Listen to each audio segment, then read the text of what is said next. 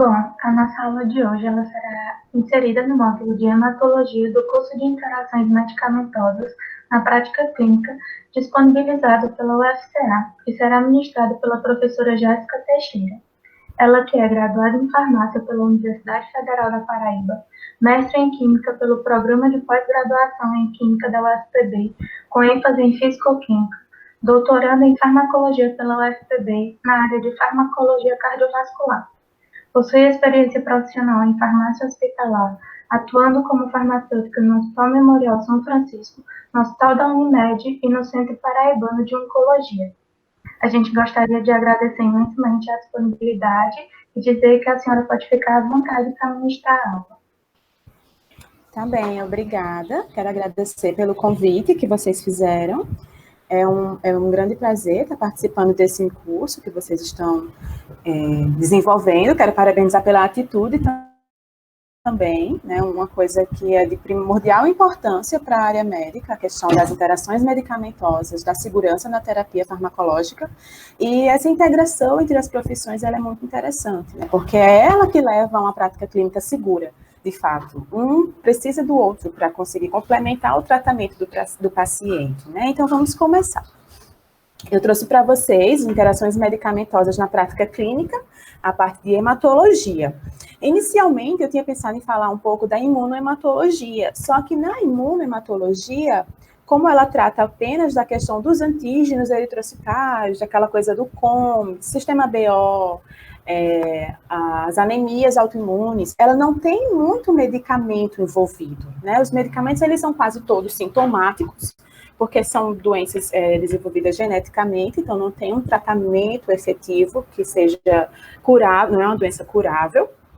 Então, para a gente falar de medicamentos e de interações medicamentosas, vamos falar um pouco da hematologia de uma forma geral, e no finalzinho, já perto do fim da apresentação, eu vou falar da oncohematologia, que é uma questão que tem muito medicamento, por ser um tratamento oncológico, tem uma série de desencadeamentos, né, de reações, de medicamentos de suporte, que também interagem entre si, interagem com a quimioterapia, interagem com os medicamentos que o paciente faz uso em casa, e tudo isso tem que ser do nosso conhecimento, tá? Qualquer coisa vocês podem me interromper, certo? Vamos lá. As interações medicamentosas, elas são muito teóricas, né? A gente diz assim, a gente sabe que existem essas interações, mas a gente não pode garantir que elas vão acontecer, mas também não pode garantir que uma interação prevista de um grau menor não vai acontecer. A gente tem 3 graus de interação, as graves, as moderadas e as leves. Né? Teria um 4º grau, que seria o grau que é fatal, mas aí já não é um grau de interação, né? É um evento adverso, é um incidente relacionado ao paciente. Então, a gente tem esses 3 graus, a grave, a moderada e as leves. As graves, a gente precisa manejar, né? É uma coisa que não tem escolha, mas sempre tem uma exceção. Cabe muito da avaliação do médico e da equipe multiprofissional quanto ao risco-benefício dessa interação. Mas na frente eu vou falar de alguns protocolos de tratamento e a gente vai ver que nem sempre vai ter como manejar. Às vezes a gente vai ter que esperar que essa reação de fato possa ocorrer e manejá-la ou acompanhá-la, ou fazer outra coisa sem que seja possível tirar os medicamentos que estão envolvidos. Depende muito do caso do paciente. Tem as moderadas e as leves. Moderadas a gente consegue um manejo fácil, tem outros medicamentos envolvidos que podem ser facilmente substituídos. E as leves, ou a gente não maneja de imediato, né, se não for um manejo fácil, ou a gente acompanha, porque as leves, elas nem sempre aparecem, é mais difícil de aparecer. Eu trabalho com farmácia clínica e a gente vê muito isso na prática, que as interações leves e moderadas, ou elas não aparecem, ou elas demoram a aparecer. E às vezes, com o que elas demoram, o paciente termina o tratamento e não apresenta essa interação. E elas podem ser previstas e esperadas, né, que são essas graves. Elas são previstas e a gente já sabe que elas vão acontecer. E tem muitos estudos que mostram essas interações. Você tem um paciente que chega, a gente faz uma anamnese farmacêutica, por exemplo, né, a gente faz uma avaliação de todos os medicamentos que esse paciente usa. E a gente vê que tem uma interação que a gente sabe que vai acontecer. Então, a gente pode conversar com o médico daquele paciente e perguntar, como é que a gente faz? A gente deixa o paciente ciente dessa interação, cabe aos profissionais que estão envolvidos nessa assistência avaliar se esse paciente tem preparo para receber essa informação, porque é uma coisa muito particular. Né? Tem paciente que vai entender que aquela interação é uma coisa prevista, que pode acontecer, e ele tem que estar atento para, quando acontecer, informar para os profissionais. E tem aquele paciente que diz, tá fazendo mal, vou parar de tomar. E deixa de tomar os medicamentos, né? Um interage com o outro, ele deixa de tomar os dois. Então, a gente tem que acompanhar e avaliar esse paciente, para saber se ele pode estar recebendo essa informação da interação. E tem interações que acontecem, são previstas, são esperadas, acontecem, mas não tem um efeito clínico relevante. Como assim? Por exemplo, a gente sabe que a fenitoína a longo prazo, ela induz uma resistência insulínica. Então, é uma resistência à insulina. Então, se a longo prazo um paciente que faz uso de fenitoína há 7 anos, ele começa a tomar um medicamento hipoglicemiante que depende do pâncreas, né, uma pioglitazona, enfim, um medicamento que depende do mecanismo pancreático para controlar a glicemia, ele não vai ter um efeito esperado, não vai ter um efeito legal. Tá? Então, assim, a gente vai ter uma interação da fenitoína com esse hipoglicemiante, sabendo que a fenitoína vai diminuir a efetividade do hipoglicemiante, mas, clinicamente, essa interação é irrelevante. Por quê? Porque é muito fácil de manejar. Né? É uma interação que a gente pode ver. Talvez o paciente responda satisfatoriamente, o controle glicêmico dele seja efetivo, mesmo com essa interação acontecendo, de fato. Talvez não. Se não for efetivo, a gente troca o medicamento por uma metformina, por exemplo, que não depende do mecanismo pancreático para controlar a glicemia. Mas tem essas interações que têm esse efeito clínico, mas que às vezes não prejudica a performance e status do paciente. E tem aquelas com efeitos clínicos relevantes que são passíveis da intervenção profissional. E a gente diz sempre assim, os profissionais, eles não podem trabalhar sozinhos. Porque se o médico vai dizer ao paciente, tem uma interação e você não vai tomar. Certo, o paciente realmente ele não vai tomar. Só que ele podia estar se beneficiando de um medicamento que a gente poderia estar acompanhando e vendo se essa interação vai acontecer ou não.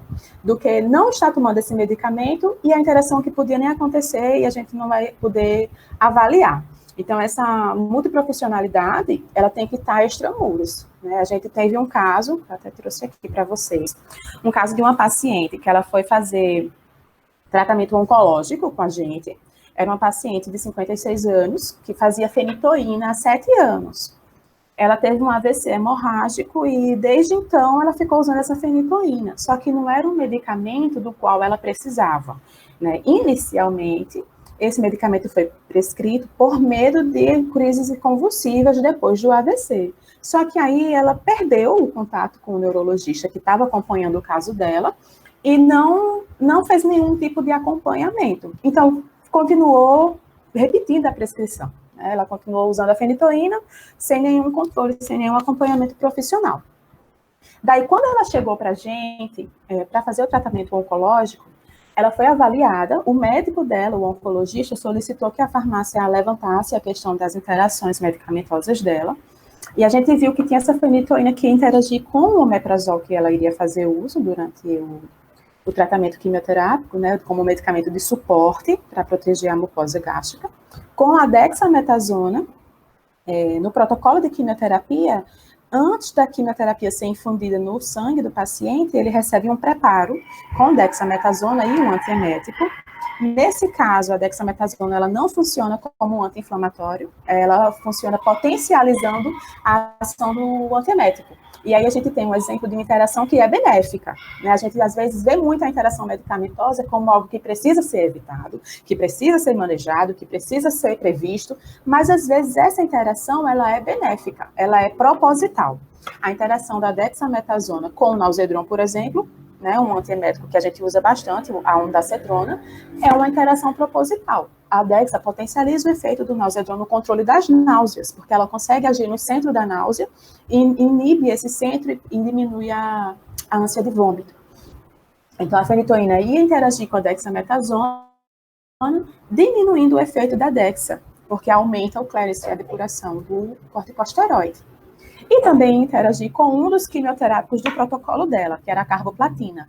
A carboplatina ia diminuir o efeito da fenitoína. Então, o que é que a gente ia ter nessa interação? A gente ia ter um aumento de toxicidade por causa do omeprazol, a diminuição do efeito da dexametasona, porque ia aumentar a excreção renal, e uma diminuição do efeito da fenitoína pelo quimioterápico. Ou seja, nada dava certo, nenhum cruzamento dava certo. A única saída que a gente tinha nesse caso era sugerir uma troca, né? Então, a gente encaminhou um documento, a gente farmácia clínica, tá? A gente encaminhou um documento para o oncologista dessa paciente, mostrando que tinha essas interações e sugerindo outros anticonvulsivantes. Porque é uma coisa, não adianta você saber que tem a interação, que ela está acontecendo e não saber o que vai fazer. É preciso, tem interação? Beleza. E qual é a interação? Certo. E aí, o que é que a gente faz? Porque tem que fechar esse ciclo. Se a gente só sabe e não sabe o que fazer, não adianta.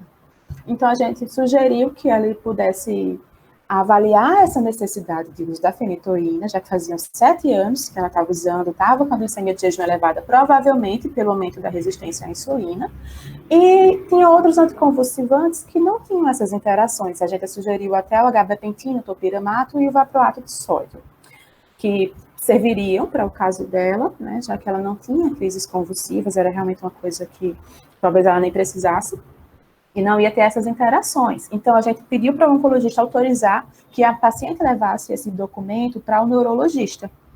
E ela foi, ele permitiu que a gente fizesse dessa forma, e a gente foi e encaminhou esse documento para o neurologista. E, assim, é importante essa conversa, né, porque o paciente, ele vem do médico. Então, se o paciente vem do médico, a farmácia clínica avalia e não devolve a resposta para o médico fica sem saber o que é que está acontecendo com aquele paciente, e isso não pode acontecer, né? A equipe tem que falar uma língua só.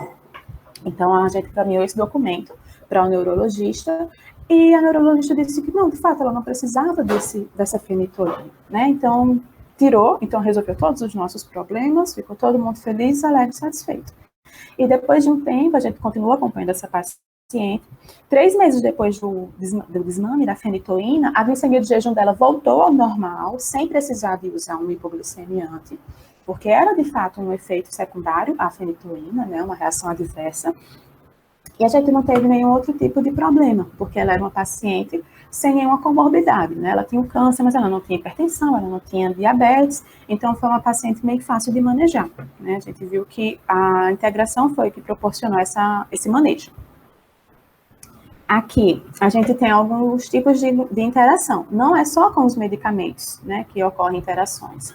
A interação pode ocorrer com nutrientes e com medicamentos. Com medicamentos, ela pode ser a farmacocinética, que é aquela interação que o medicamento, ele interfere na absorção, no metabolismo ou na excreção de outro. E a farmacodinâmica. A interação farmacodinâmica é aquela que se dá por antagonismo ou agonismo competitivo, parcial, enfim, é aquela do receptor, né? É uma interação a nível de receptor, de sinalização celular. O medicamento, o fármaco, o produto, ele não interage no metabolismo, na absorção, na excreção.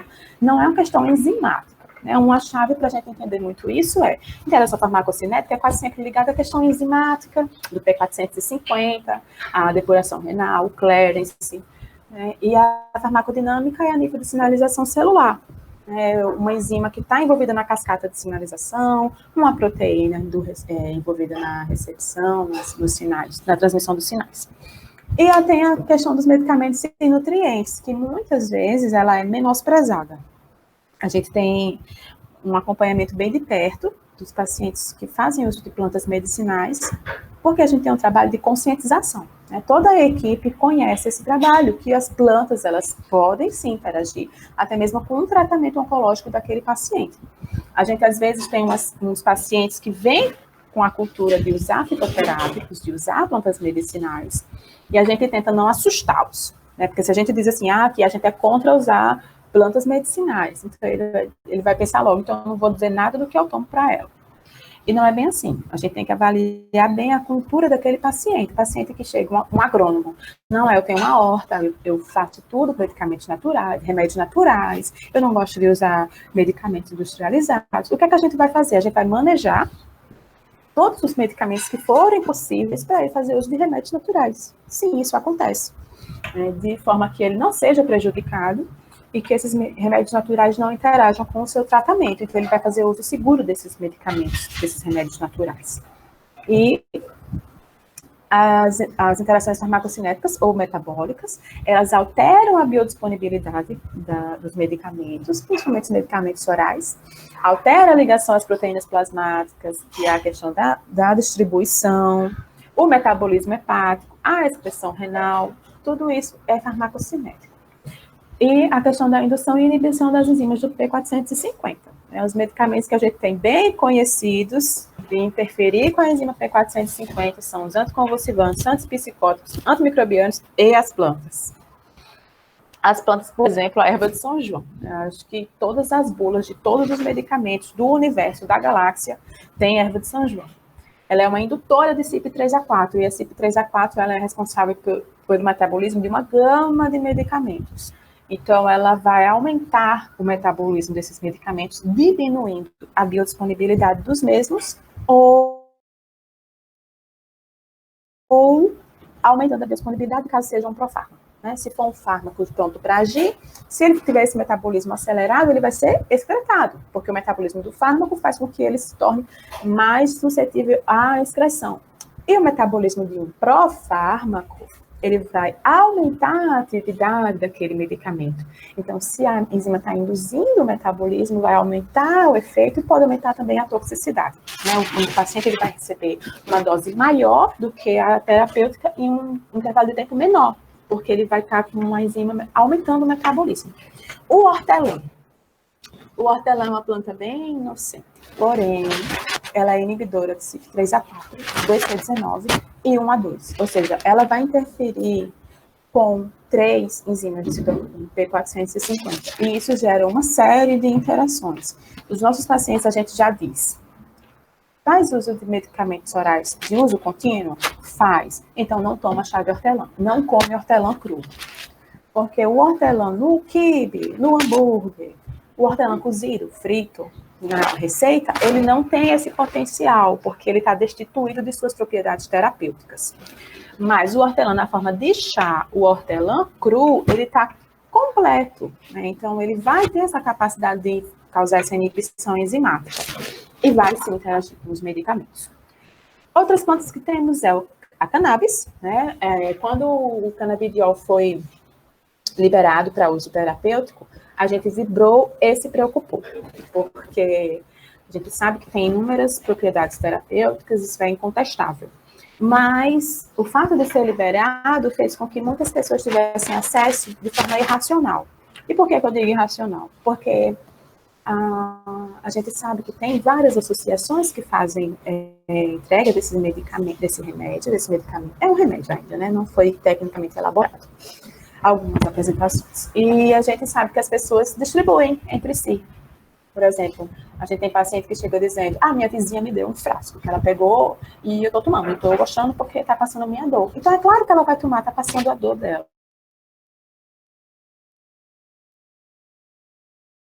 Então, a vizinha, enfim, tem um uso indiscriminado disso. Então, isso é uma coisa que preocupa a gente, porque nem todas as pessoas que estão tendo acesso ao cannabis têm acesso a uma assistência de saúde adequada, né? As pessoas que entregam, essas pessoas que normalmente entregam esse remédio, elas não têm a orientação de dizer, olha, vai interagir com teus medicamentos ansiolíticos, dá um ajuste posológico. Isso quem faz é a gente que está ali com o paciente. A gente profissional de saúde. E, então, o cannabis, ele interage com muita coisa também. Ele tem efeitos sedativos, tem efeitos anti-ansiolíticos, depende muito do paciente, do que ele está usando em casa. Ele é um indutor de CYP1A2, então ele vai interagir com todos os medicamentos metabolizados por CYP1A2. O brócolis, sim, o brócolis, a florzinha de brócolis. O brócolis, ele interage porque ele é um vegetal crucífero, né? Assim como o repolho, enfim, e outros vegetais crucíferos. Ele interage porque ele induz CYP1A2 também. E o tabaco? O tabaco a gente fumado, comido, batido, o tabaco de todas as formas, ele vai também induzir CYP1A2. Então, todas essas plantas causam interações farmacocinéticas conhecidas, previstas e esperadas. Isso é uma coisa que a gente sabe na prática que vai acontecer. Se o paciente faz uso de medicamentos orais, principalmente, e usa essas plantas, ele vai ter um benefício reduzido dessas terapias, porque vai causar essa interação. E as farmacodinâmicas, como é que elas se dão? Elas se dão por agonismo parcial ou inverso, né, um medicamento que dois medicamentos são administrados concomitantemente, só que um tem afinidade maior do que o outro pelo mesmo receptor. Então, o que tem maior afinidade vai se ligar, vai ocupar todos os receptores disponíveis, e aquele medicamento que tem uma afinidade menor, ele não vai conseguir agir, ele não vai conseguir chegar no sítio de ação dele, porque todos os receptores estão ocupados. Né? É um caso, por exemplo, dos receptores tirosina quinase. Eles são alvo dos imunoterápicos, esses medicamentos que a gente ouve tanto falar, né? Imunoterapia, o grande boom da farmacologia atual. Eles são alvo dos imunoterápicos e os AIs, os anti-inflamatórios esteroidais, os corticoides também são. Então, assim, muitos casos a gente tem, os pacientes já têm medo de tomar, quando eles estão fazendo imunoterapia, eles têm medo de tomar corticoide, porque eles ouvem falar que não pode tomar corticoide porque está fazendo imunoterapia. Tá certo. Só que eles têm que saber por que não pode, porque interage, né? Tem essa interação, e os corticoides, eles têm uma afinidade muito maior por esses receptores de tirosina quinase. Então, eles vão ocupar esses sítios de ação e vão impedir que os alvos dos imunoterápicos estejam disponíveis para eles atuarem. Tá? Então, vai ter essa interação, sim, vai ter essa diminuição da efetividade do imunoterápico. E lembrando que a imunoterapia é um tratamento caro e que a gente quer ter um total benefício dela, né? Se a gente está fazendo um tratamento inovador, um tratamento caro, que visa um efeito específico sobre uma doença do paciente, a gente quer ter total benefício daquele tratamento. Ou por antagonismo, né? Pode ser agonismo parcial, inverso ou antagonismo, independente. O receptor vai estar ocupado e não vai permitir a ligação do medicamento X, e esse medicamento X não vai ter o efeito esperado.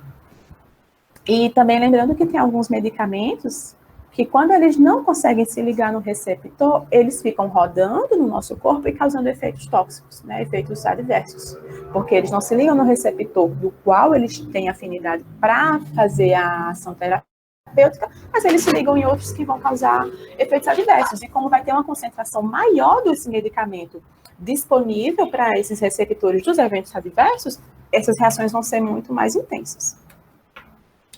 Aqui eu trouxe um exemplo, tá? A CYP3A4, que eu falei, que ela era induzida pela fenitoína. Ela é responsável por uma gama de medicamentos, né? Aqui eu trouxe alguns substratos, inibidores e indutores. Então, só aqui você vê, nossa, tem tantos medicamentos aí, pronto, todos esses medicamentos interagem entre si, interagem com outros, e é por isso que a gente precisa ter total atenção. E aqui eu chamo atenção para o hortelã, para a cúrcuma e para a erva de São João. A cúrcuma, o açafrão, pois é, tem paciente que chega para a gente dizendo assim, eu posso usar todos os temperos? Temperos? Pode, você não pode usar sazon, produtos industrializados e tal. Não, é tempero natural. A gente pode usar, mas como é que você está usando esse tempero? Não, é porque eu comprei umas cápsulas de 700 miligramas de cúrcuma. A gente, não, se não pode, não. Você pode usar o tempero, mas você usar 700 miligramas de cúrcuma por dia, você está fazendo uso de um fitoterápico. E esse fitoterápico vai interagir com o teu tratamento. Né? Então, assim, tem que ter ainda a malemolência de lidar com o paciente, porque o paciente vai perguntar. Porque não deixa de ser o tempero, né? Mas nessa concentração ela vai interagir, porque ela induz a CYP3A4 e vai interagir com todos os substratos dessa enzima.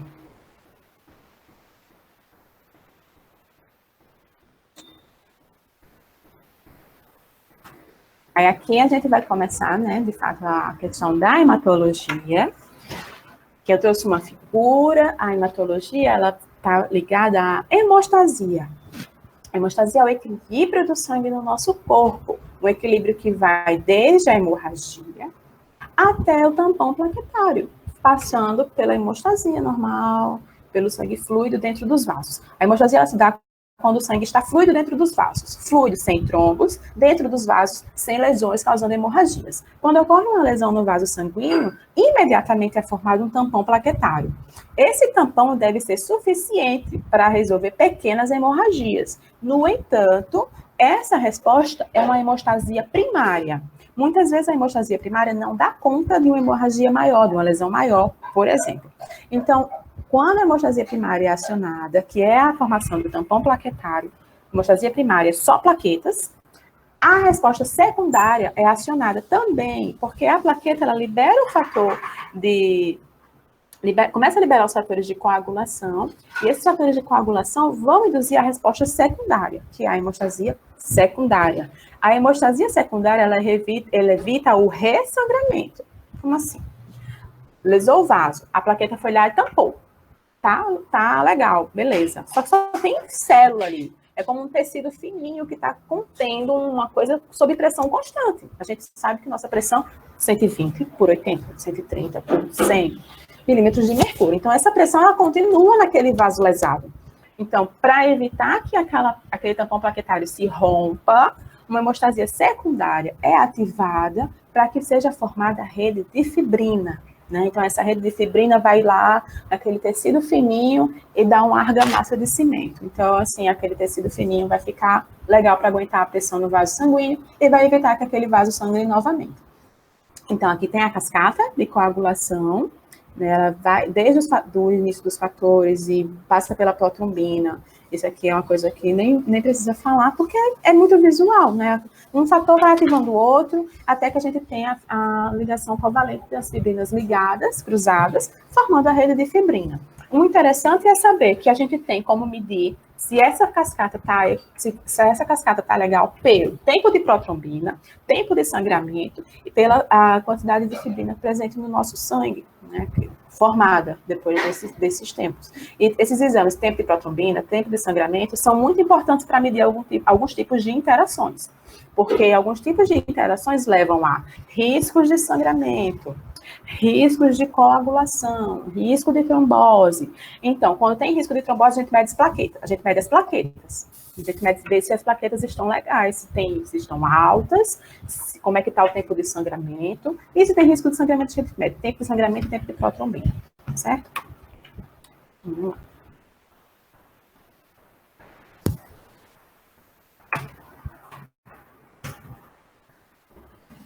Peraí, para. Vamos começar. Aí aqui temos os agentes antitrombóticos. Eu trouxe todos todos que a gente tem disponível no mercado, a gente vai falar só de alguns, certo? A gente tem o ácido acetil salicílico de 100 miligramas, que usado diariamente previne eventos trombóticos e também ajuda em pessoas que têm síndrome coronária, que têm infartos histórico de infartos, que tiveram AVCs. E dependendo do caso, eles podem usar diariamente esse ácido acetil salicílico. A alteplase, clopidogrel, que é o que a gente conhece, né, o Plavix, dipiridamol, enoxaparina, que são os clexanes, que são os que a gente mais usa, heparina, xarelto, né, e o Marevan, eu podia trazer as interações dele, só que aí eu não quis, porque ele ia ocupar 80 slides. Tudo que tem química interage com o Marevan, porque ele tem uma molécula muito reativa. Então, assim, quando o paciente chega dizendo, faça uso de Marevan, a gente, meu Deus do céu, agora o que a gente vai fazer? A gente vai acompanhar esse paciente até o fim do tratamento, porque tudo que ele vai usar vai interagir e é risco de sangramento. Tá? Todas as interações do Marevan são potencializando o efeito da varfarina e causando riscos de sangramentos. Então, qual a consequência disso? Um paciente que faz uso de varfarina e vai fazer um tratamento quimioterápico, dependendo dos tipos de medicamentos que ele vai usar, ele não vai poder usar alguns tipos de anticorpos. Por exemplo, tem um anticorpo que é o bevacizumab, o Avashi, que ele inibe neoangiogênese, certo? Ele inibe a formação de novos vasos sanguíneos. E esse é o mecanismo de ação dele, é assim que ele mata as células tumorais, ele mata elas de inanição. Não permite que forme vasos sanguíneos para alimentar as células tumorais. Porém, ele também vai interferir na formação de vasos sanguíneos no corpo inteiro. Isso vai causar sangramentos, porque os capilares não vai estar sendo renovados. Então, se lesar um capilar nas extremidades, ele vai sangrar, até que o tampão plaquetário, a rede de fibrina seja ativada e consiga controlar esse sangramento. Se o paciente faz uso de Marevan, ele não vai ter esse sangramento controlado, ele vai continuar sangrando e vai formar um hematoma enorme, e às vezes, muitas vezes, é contido pela barreira física da pele, porque a gente não consegue controlar esse sangramento, né? E se o paciente faz uso de Marevan, ele não vai poder fazer uso desse medicamento, por exemplo, desse bevacizumab. Em último caso, se ele tiver que fazer uso de um medicamento assim, de um inibidor de neoangiogênese, ele vai ter que substituir o Marevan, porque assim, é totalmente contraindicado. A gente sabe que esse paciente vai sangrar até quando escovar o dente. Para vocês terem noção, a gente teve um paciente que fazia uso do Marevan, e ele tinha um tumor cerebral, e a única alternativa terapêutica para ele era o Avast, né? Era esse anticorpo bevacizumab. E a gente sugeriu que trocasse o Marevan, só que não foi possível trocar. E esse paciente fez uma aplicação do bevacizumab. Na outra aplicação ele já não fez, porque ele tinha sangramento até nas rugas da testa. Né? E quando ele encolhia a testa, a marca da testa era um hematoma. Porque não tem como, assim, é totalmente contraindicado. Então, ele teve que parar a quimioterapia. Quando ele substituiu o Marevan, foi que ele conseguiu voltar. De fato, assim, pagar para ver não vale a pena. Esse paciente vai sangrar. E o AS, né, a gente... só 100 miligramas de AS. Tem paciente que usa o do marido, que usa da avó, que usa da mãe. Se é bom, eu vou tomar também. Só que a gente tem que lembrar que o AS, ele é um AINE. E por ser um AINE, ele tem muita interação. Aqui. Um AINE, ele interage com os AIAs, que são os anti-inflamatórios esteroidais ou corticoides, podendo causar falência renal, sobretudo em pacientes com disfunção hepática, que não vão conseguir metabolizar de forma efetiva esse AINE ou esse AIA, vai aumentar essa concentração de metabólito tóxico e pode causar falência renal.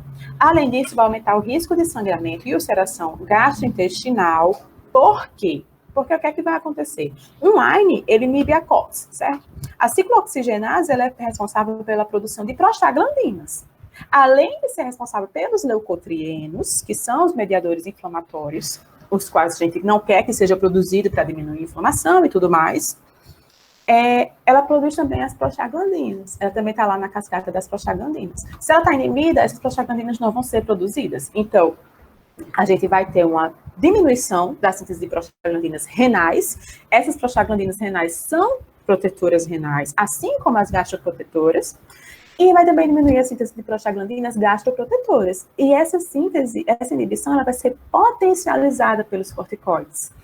Então, a gente vai ter que ter muito cuidado quando usar AINE e AIAs. Aí você pode dizer assim, mas o AS é só 100 miligramas que o paciente vai usar. Mas a gente tem que lembrar que esse AS, ele é diário. Então, diariamente, esse paciente vai estar submetido a uma dose platô. A dose não vai diminuir, né? Desde que ele tenha uma adesão à terapia boa, que é o esperado, essa dose não vai diminuir, ele vai ter sempre a mesma concentração plasmática do AS. Então, a gente vai ter que ter cuidado quando prescrever um tratamento de longo prazo de corticoide, tá? Também não é esses tratamentos que a gente faz para sinusite de 5, 7 dias, não. É um tratamento prolongado, um tratamento de mais de 15 dias que vai ter esse risco dessa interação. E o que é que a gente pode fazer se o uso for realmente necessário? Monitora a creatinina e ureia, monitora e faz uso de drogas gastroprotetoras, né? Então, assim, a gente protege o estômago, pronto, já eliminou o risco de sangramento e de ulceração gastrointestinal. E monitora a creatinina e ureia para ficar avaliando a função renal. Qualquer alteração, a gente suspende o AIE, né? Já que o AES, nesse caso, é necessário para a proteção cardíaca do paciente. Interage com antihipertensivos, ele reduz o efeito hipotensor, pode causar oscilação nos antihipertensivos. E isso a gente vai ter muito fácil, né? Porque normalmente um paciente que usa o AS diariamente, ele usa também um antihipertensivo. Pela idade, pelas condições clínicas.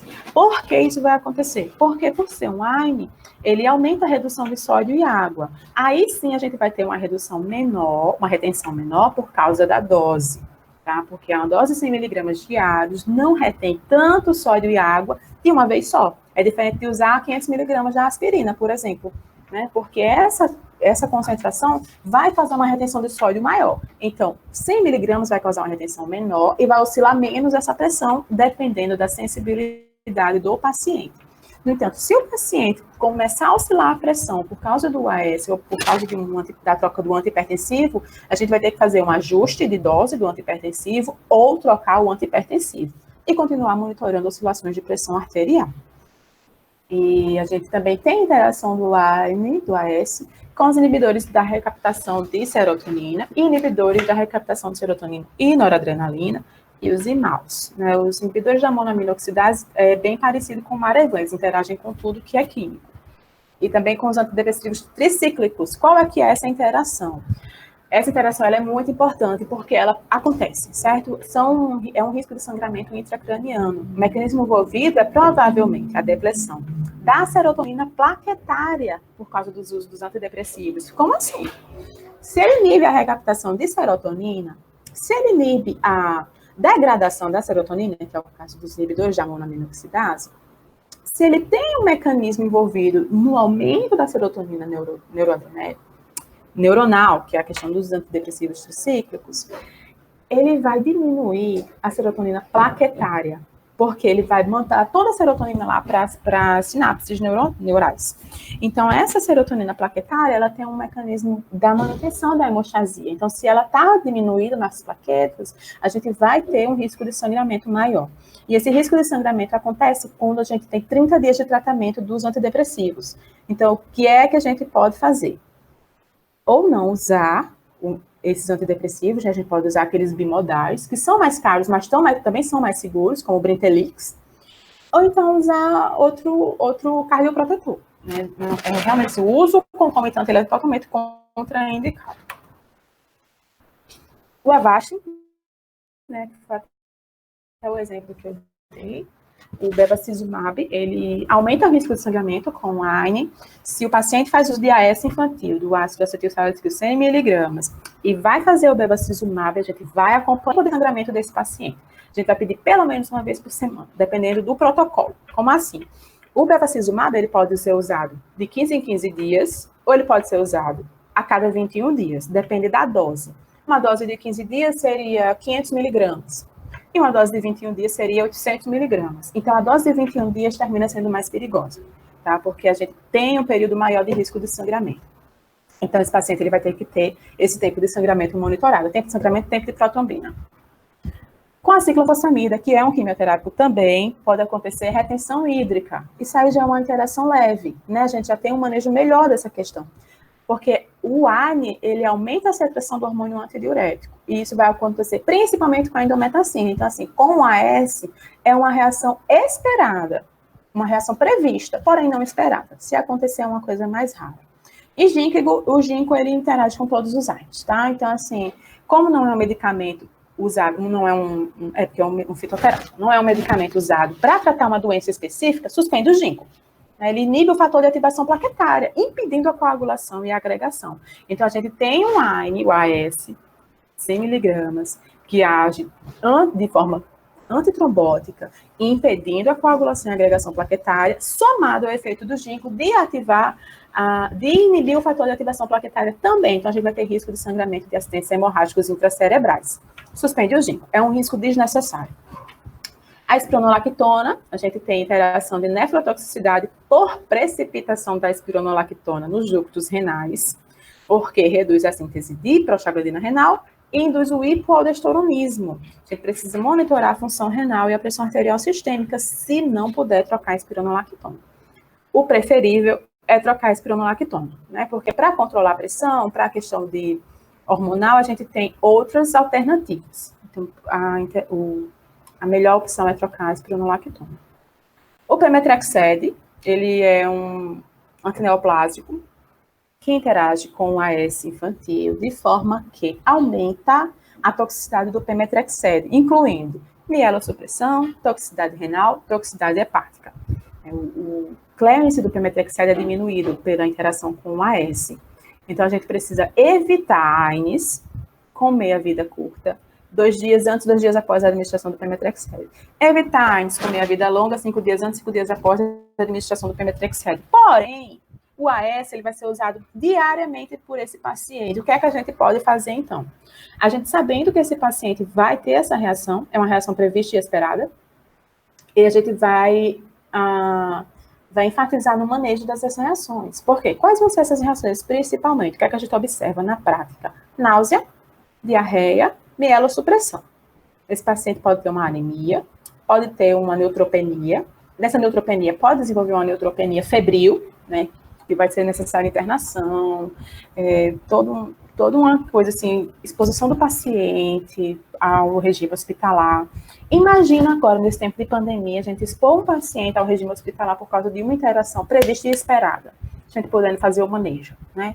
Então, a gente vai usar antieméticos, antidiarreicos, e antes que ele tenha essa mielossupressão, a gente pode lançar a mão de um medicamento que é os estimulantes de granulócitos, fator estimulador de granulócitos, granuloquine, melastin, pegfilgrastim, todos esses medicamentos a gente pode usar 24 horas depois da administração do pemetrexed e vai diminuir, vai assim, praticamente zerar o risco de mielossupressão. Então, a gente faz manejo, acompanha a função renal e a função hepática. O que é que pode acontecer? Se a função renal ou a função hepática for afetada de maneira que requeira um manejo, tá? Porque, assim, na oncologia a gente tem muito isso. Aumentou muito as enzimas hepáticas. Não, mas ainda dá para levar. A gente não tem como manejar. Alterou, vamos manejar. Não, porque às vezes aquela é a única chance que o paciente tem de fazer o tratamento oncológico. É a única alternativa que ele tem. Então, a gente não pode de cara diminuir a dose do quimioterápico.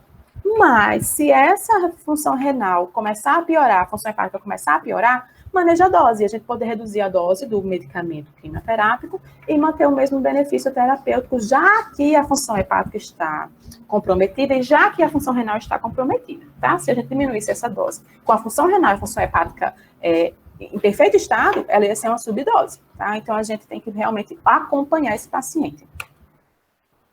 Com o lítio, que é usado no transtorno bipolar, né, e alguns casos de depressão refratária também é usado o lítio, ele aumenta a toxicidade do lítio. E o que é que isso pode causar? Náusea, anorexia, tremores, hiperreflexia, né, que é aquela questão assim, as pernas muito reativas, os tremores, né, o paciente em alerta constante, porque diminui a excreção renal do lítio por causa das prostaglandinas renais também. Retenção de sódio, retenção de água e diminuição da excreção renal do líquido. Esse líquido ele vai ficar mais tempo circulando no nosso corpo e vai causar mais efeitos tóxicos. Então, se o uso concomitante for necessário, é possível avaliar a redução da dose do lítio, certo? Ou monitorar o paciente, porque nem todos os pacientes vão apresentar essa reação. É uma reação prevista e normalmente esperada. Só que tem pacientes que são mais sensíveis e tem pacientes que não são tão sensíveis assim, porque se os pacientes fossem todos sensíveis, não existia depressão refratária, né? Então, a gente pode inicialmente acompanhar esse paciente, ver se ele tem queixa de náusea, de anorexia, de sinais de alerta, né? De não conseguir dormir, de ficar com as pernas inquietas. Então, reduzir a dose, né? Não é uma coisa que precise fazer de imediato. Interage também com os anticoagulantes, com a pentoxifilina, e com outros AINES, com risco de sangramento, porque inibe a agregação plaquetária. Então, a gente monitora os sinais de sangramento, se for preciso usar um anticoagulante, além do ácido acetilsalicílico, então a gente tem que monitorar os sinais de sangramento, tá? Tempo de sangramento, tempo de protrombina. E usar medicamentos gastroprotetores, se for usar com outro AINE. Além disso, com o AS usado diariamente, se o paciente precisar usar um outro AINE, ter cuidado com a função renal desse paciente. Ele vai ter um efeito aditivo sobre a retenção de sódio e água e reduzir a síntese de prostaglandinas renais, além de alterar a via da aldosterona. No caso, se o paciente vai usar um AINE, por que ele vai precisar? Porque ele está com dor, né? Por exemplo, está com dor, ou está com febre, ou está com dente inflamado. Em caso de inflamação, inflamações e dor, a gente tenta usar outro tipo de medicamento, tá? Ou usa um opioide como analgésico, usa um AIA que não tenha tanto risco de retenção, de falência renal, para não ter essa questão da toxicidade renal, caso o tratamento com esse segundo AINE seja prolongado. Também, se for um tratamento curto, a gente não vai ter esse peso todo sobre essa interação. Tá? Se for um tratamento de 5 dias, que normalmente acontece, não vai ser preciso esse manejo, não, tá? Só se for um tratamento prolongado. com o clopidogrel, que é um antiplaquetário. Né? O clopidogrel, ele interage com os bloqueadores dos canais de cálcio, que são os antihipertensivos, nalodipina, nifedipina, diltiazem, porque reduz o efeito antiplaquetário do clopidogrel, assim como o esomeprazol e o omeprazol. Até porque, assim, o omeprazol e o esomeprazol, eles são a mesma molécula, só muda a quiralidade da molécula, né? Só muda a posição dos ligands. Então, com a fluoxetina e a fluvoxamina, que são inibidores seletivos da recaptação de serotonina, também vai ter esse efeito de redução do efeito antiplaquetário do clopidogrel, por causa da inibição das enzimas responsáveis pela metabolização do clopidogrel.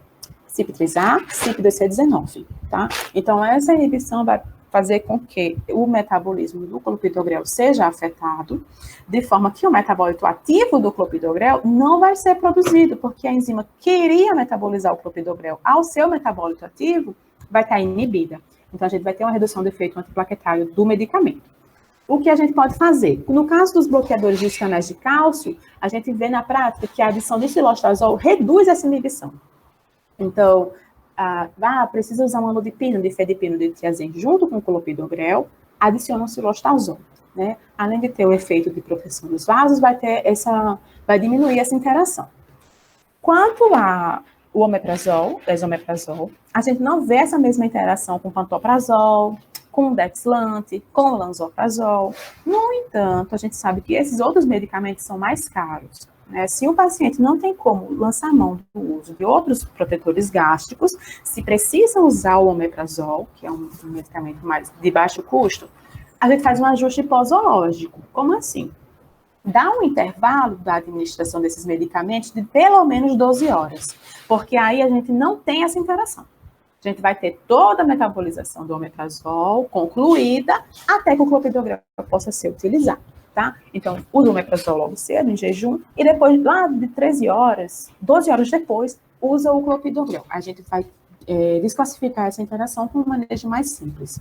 Quanto aos antidepressivos, é possível considerar outros inibidores seletivos da recaptação da serotonina, que não são inibidores enzimáticos de P450, como o escitalopram e a sertralina, caso essa classe terapêutica precise ser mantida. Porque hoje a gente sabe que tem outros tipos de antidepressivos melhores e que apresentam menos interações,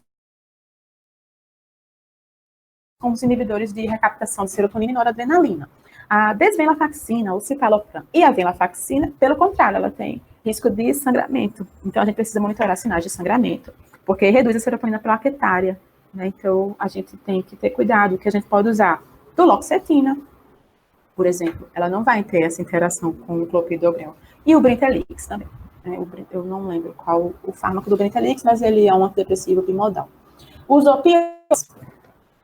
opioides também reduzem a atividade do clopidogrel porque lentificam o trânsito intestinal. Então, se o medicamento torna o trânsito intestinal mais lento, ele vai diminuir a absorção de tudo que tiver por ali. Né? Então, assim, é uma interação farmacocinética, né? Interação de absorção do medicamento, e é preciso considerar o uso de outro agente antiplaquetário, se for necessário, de fato, usar o opioide, tá? E, normalmente, quando a gente vai lançar mão de um opioide, ele é necessário. Então, ou o que a gente pode fazer? Ou usa algum tipo de produto que possa acelerar esse trânsito gastrointestinal, como as fibras, né? O uso concomitante com o opioide, ou troca o antiplaquetário, porque o clopidogrel ele vai ter efeito reduzido. E paclitaxel, que é um quimioterápico. O paclitaxel ele vai ter sua toxicidade aumentada pelo clopidogrel, porque tem um metabólito do clopidogrel que inibe a enzima responsável pelo metabolismo do paclitaxel. O metabólito inibe a CYP2C8, cujo paclitaxel é substrato. Então, se o paclitaxel vai ter o seu metabolismo inibido, ele vai ficar mais tempo circulando no organismo, numa concentração que vai ser passível de promover efeitos tóxicos. Então, a gente vai ter aumento da toxicidade desse medicamento. É algo que a gente consegue manejar. Como é que a gente maneja? Quais são os efeitos tóxicos do paclitaxel? Efeito de quimioterapia, náusea, diarreia, inapetência, mielossupressão. No caso do paclitaxel, a gente tem um efeito específico, que é um pouco mais chato, que é a neuropatia. O que a gente vai ter que prestar mais atenção nesse paciente que está usando esses dois medicamentos é o surgimento de neuropatia. Se o paciente começar a se queixar de formigamento, de dormência nos dedos, tá difícil de fechar um botão, tá difícil de amarrar o cadarço, fazer esses movimentos finos com os dedos das mãos, ou quando pisa no chão gelado, sobe um choque, dá um choque nos meus pés. Isso é sinal de neuropatia.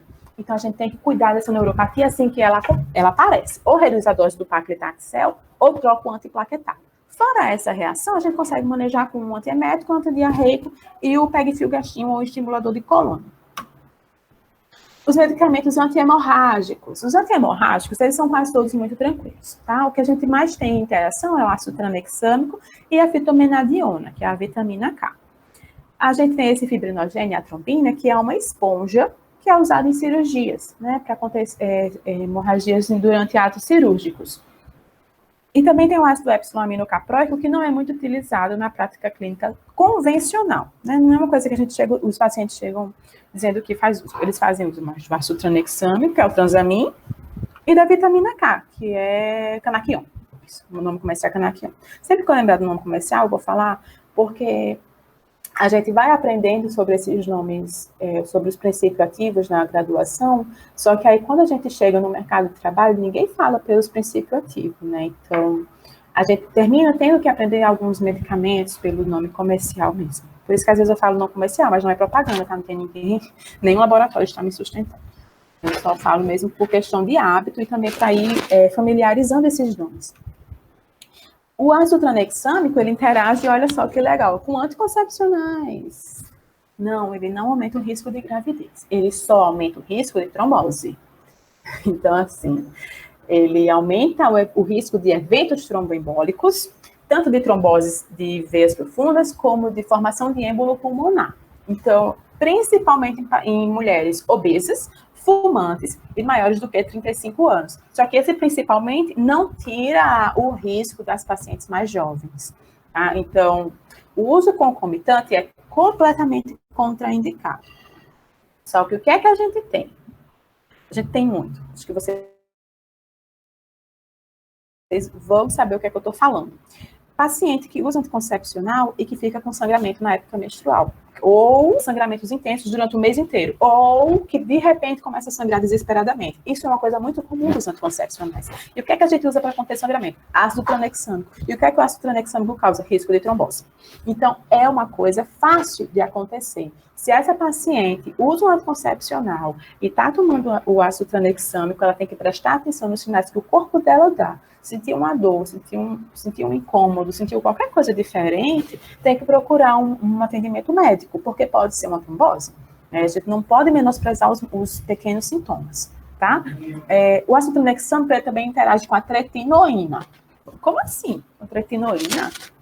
Parece com aquele medicamento, isotretinoína. Mas a isotretinoína, ela é tópica. Não, mas tem o Roacutan. Não, mas nesse caso, a tretinoína não é o Roacutan, tá? O Roacutan é a isotretinoína. A tretinoína, ela é um antimetabólico.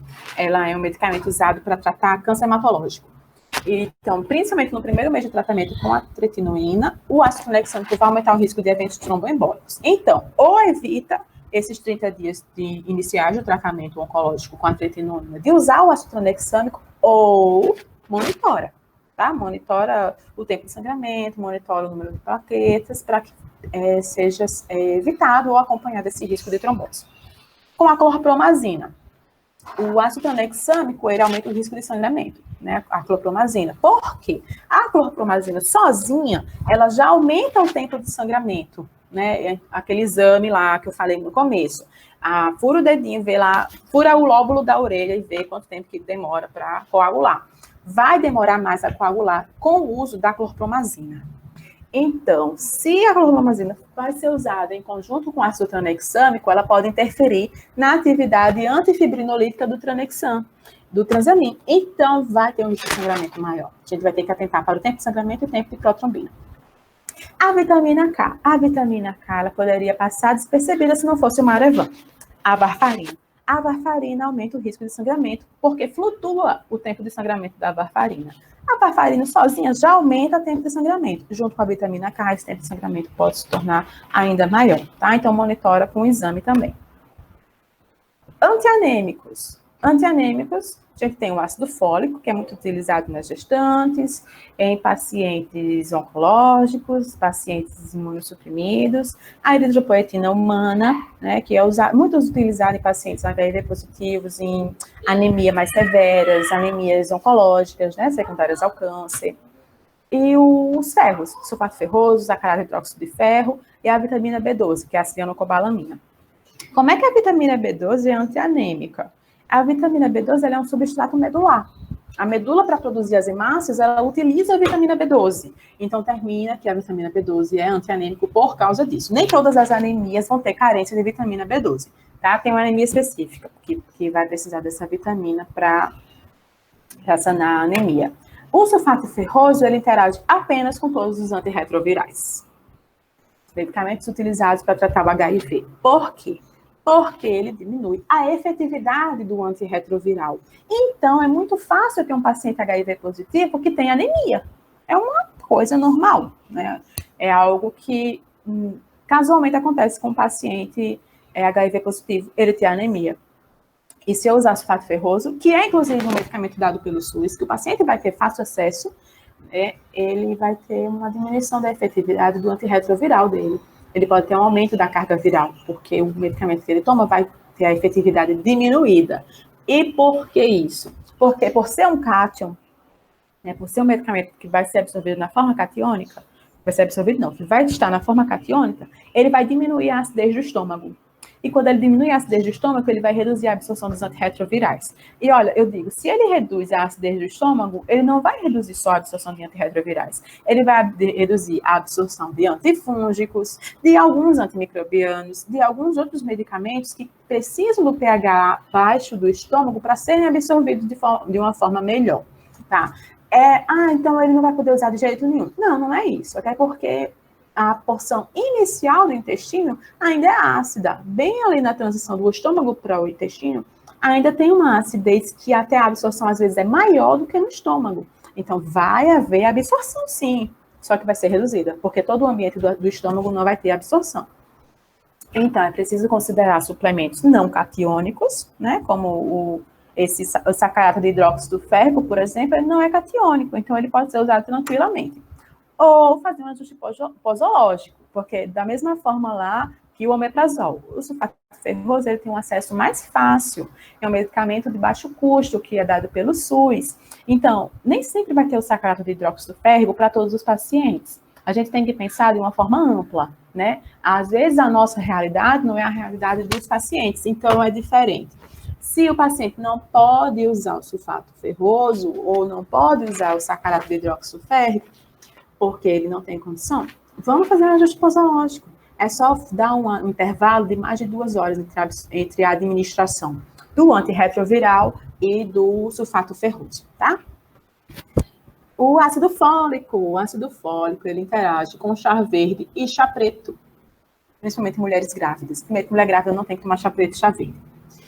O chá verde e o chá preto, ele diminui a efetividade do ácido fólico, porque ele diminui a absorção do folato. O que a gente faz? Suspende o uso do chá. Sim, se está precisando de um medicamento para tratar uma anemia que tem como carência o ácido fólico, para quem vai usar um chá verde e chá preto? Durante o tratamento, suspende o uso do chá, tá? Sugere que suspenda, na verdade, porque a gente sugere, quem adere ou não é o paciente. E interage também com a fenitoína. Como é que ele interage? Diminui a efetividade dos dois. Diminui o efeito do ácido fólico, diminui o efeito da fenitoína, porque reduz a absorção do folato e aumenta o metabolismo da fenitoína. Então, a gente tem que trocar o anticonvulsivo, tá? Ou usar o ofolato. A gente tem sempre que ter esse manejo. Vamos trocar? Não pode, não dá, é caro, não consigo, não tenho acesso. Vamos usar o ofolato, também é caro. Então, assim, vai ter que ter ou um ou outro, tá? Considera a troca do anticonvulsivo, uma lamotrigina, por exemplo. Um Depakote, um ácido valproico, que também tem um baixo custo, e às vezes, acho que as mesmas crises convulsivas que a fenitoína abrange, o ácido valproico também abrange, né? Sejam elas as convulsões maiores ou o pequeno mal. Ou o uso do ofolato, né? Como o ofolato não precisa ser metabolizado, ele já está pronto, então ele não vai passar por essa etapa de interação farmacocinética, né? Que é na enzima P450. Não vai ter sua absorção reduzida, porque ele já está pronto, e não vai aumentar o metabolismo da fenitoína. Aqui, os substitutos do sangue e soluções para perfusão. São aqueles que são usados em hospital, né? Muito usados em regime hospitalar, como a albumina humana, quando o paciente faz uma paracentese ou tem uma grande perda de plasma, usa para repor a albumina, tem alguma insuficiência hepática, enfim. Aminoácidos, lipídios, zinco, que são muito usados nas nutrições parenterais, bicarbonato de sódio, cloreto de potássio, cloreto de sódio, zinco, manitol, sororinga com lactato, todos esses que são substitutos do sangue. O que é que a gente tem de interação? Manitol, né? A gente teve uma paciente que ela fez o tratamento dela, tal, e a gente acompanha esses pacientes, né, para saber como é que eles estão lidando com as reações adversas da quimioterapia em casa, porque a gente orienta o uso dos medicamentos de suporte. Né? Olha, se você tiver diarreia, você vai usar esse, tal e tal hora. O médico prescreve e a gente vai orientando o paciente de acordo com aquela prescrição, para que ele se fixe mais como é que ele vai usar aqueles medicamentos. E essa paciente, ela chegou dizendo, minha filha, eu tive muita diarreia. Só que o protocolo dela não era um protocolo que causava diarreia. A gente ficou, mas a senhora usou o antidiarreico? Não, eu usei também outro que eu achei lá em casa. Qual foi esse outro? Eu usei manitol. Só que o manitol, ele é um agente licórico poderosíssimo, tá? Não sabe, o agente licórico é aquele que é o laxante. É porque ele chama a água para o lumen intestinal. No que ele chama a água, ele desidrata o paciente e causa diarreia. Né? Então, ele é diurético, ele é um agente, assim, muito cardiotóxico, se for usado com outros diuréticos, se for usado com amikacina, sotalol, droperidol, porque aumenta o débito cardíaco. Se ele retém o líquido, o coração vai ter que trabalhar mais. E alguns casos mostram até algum prolongamento do intervalo QT. É preciso monitorar de perto a função cardíaca quando é preciso usar manitol. Né? É muito mais fácil monitorar a função cardíaca quando o paciente está hospitalizado. E até eu ver essa paciente, eu achava que só pacientes hospitalizados faziam uso do manitol. Só que, de alguma forma, ela achou na casa dela e usou. Então, assim, a gente nunca pode subestimar o que o paciente é capaz de fazer. E também, claro, como ele é um agente licórico muito poderoso, ele vai interagir com outros agentes licóricos. Se um paciente em regime hospitalar está usando o manitol para a função renal, para a lavagem, enfim, está usando o manitol, a gente vai ter que ter cuidado se esse paciente tiver prisão de ventre. Se esse paciente ficar constipado, o que é muito fácil de acontecer se o paciente está hospitalizado. Por quê? Porque ele está parado, porque ele está com a absorção líquida prejudicada. Então, ele vai ter uma constipação muito mais fácil. Aí, precisa usar fibras, né? A gente tem que usar agentes não inflamatórios. A gente tem que usar medicamentos que aumentem o trânsito intestinal sem causar inflamação, sem que eles sejam agressivos para o lumen intestinal. Porque senão a gente pode ter uma hipocalemia, desidratação do paciente por causa do efeito sinérgico. Então, a gente tem que manter e monitorar a hidratação e o equilíbrio eletrolítico.